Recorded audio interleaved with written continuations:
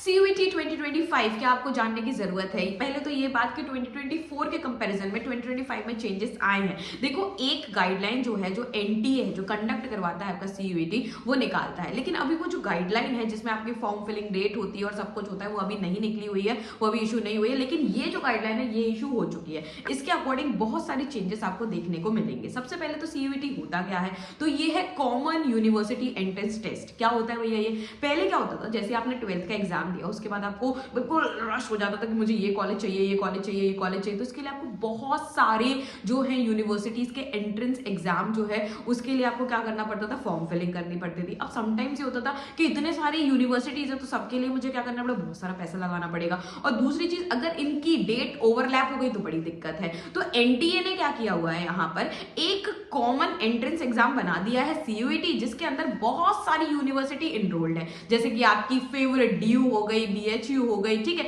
ये बहुत सारी यूनिवर्सिटीज है जो इसके अंदर होती हैं।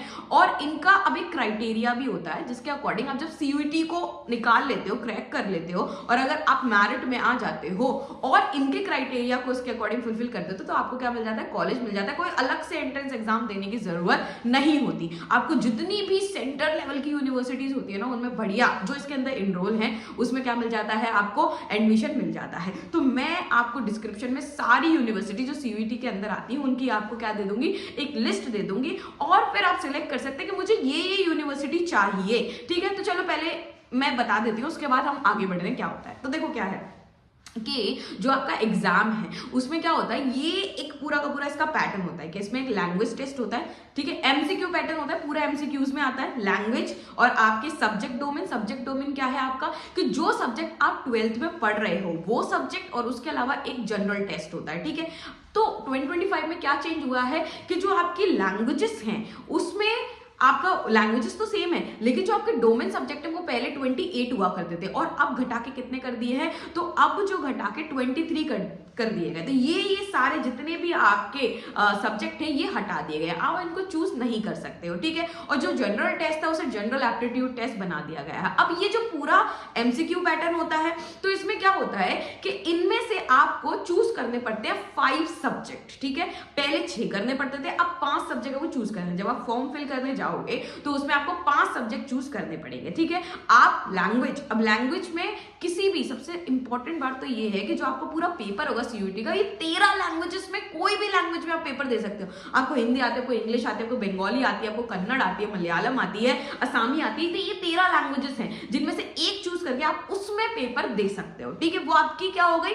लैंग्वेज हो गई पेपर देने की। उसके अलावा आपको लैंग्वेज जो है, यहाँ पर ये सब्जेक्ट है जिसमें आपका पेपर आएगा, मतलब जिस लैंग्वेज सब्जेक्ट से रिलेटेड आपका पेपर आएगा, ठीक है। तो यहाँ पर वो सब्जेक्ट चूज करना है, तो 5 का कॉम्बिनेशन बनाना है, ठीक है, जिसमें आप 2 लैंग्वेज ले सकते हो। फॉरेन लैंग्वेज का भी आपको बढ़िया इसमें क्राइटेरिया है कि भाई फॉरेन लैंग्वेज भी चूज कर सकते हो। इसके अलावा डोमेन सब्जेक्ट 23 हैं। जैसे आप ह्यूमैनिटी से हो तो आपका अगर हिस्ट्री बहुत स्ट्रांग है, पॉलिटिकल साइंस बहुत स्ट्रांग है, तो आप उनको चूज कर सकते हो, और आपको जनरल एप्टीट्यूड टेस्ट देना है। तो इस तरीके से आपको 5 का कॉम्बिनेशन इसमें बनाना है, और इसमें जो होती है वो माइनस मार्किंग होती है, ठीक है। तो आपको ये जितने भी टेस्ट होंगे आपके, वो कितने होंगे? 1-1 घंटे के होंगे। पहले 45 मिनट्स का होता था, अब ये 1 घंटे का आपका टेस्ट होगा, ठीक है। 1 घंटे में आपको वो टेस्ट निकालना है, ठीक है। इसके अलावा आप में इसमें माइनस मार्किंग भी होती है। भाई आपका अगर सही हुआ तो आपको 5 नंबर मिलेंगे, लेकिन अगर आपका एक क्वेश्चन गलत हो गया तो -1 मार्क होता है। तो देख समझ के आपको लगाना है, ठीक है।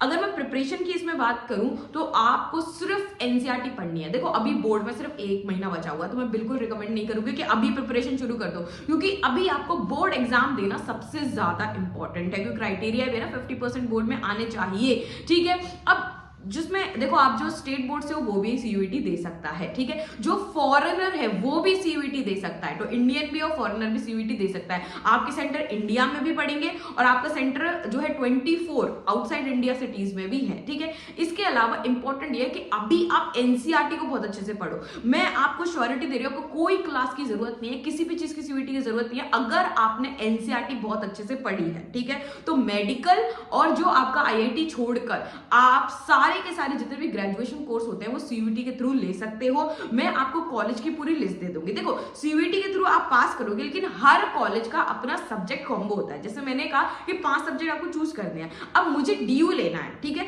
डीयू में भी मुझे बीए क्या करना है, ऑनर्स से करना है। तो जो बीए ऑनर्स का डीयू का क्राइटेरिया होगा कि भैया सीयूईटी में उन्हें 3 सब्जेक्ट अगर डोमेन से चाहिए, सपोज 2 सब्जेक्ट उनको डोमेन से चाहिए, एक उनको लैंग्वेज क्राइटेरिया चाहिए, तो वो आपको फुलफिल करना पड़ेगा। तो मैं आपको डिस्क्रिप्शन में दे दूंगी पूरी कॉलेज की लिस्ट, उसमें से आप कॉलेज को उठाओ, उनका सीयूईटी का क्या क्राइटेरिया, आपको कौन सा कोर्स चाहिए, बीए चाहिए, बीएससी चाहिए, क्या चाहिए, अब वो देखो और उसके अकॉर्डिंग आपका फॉर्म फिल करना। फॉर्म फिलिंग डेट अभी नहीं आई है, वो आपके फरवरी में आ जाएगी, ठीक है, फरवरी के फर्स्ट वीक में आ जाएगी। अप्रैल 1 तक वो चलने वाली है आपकी।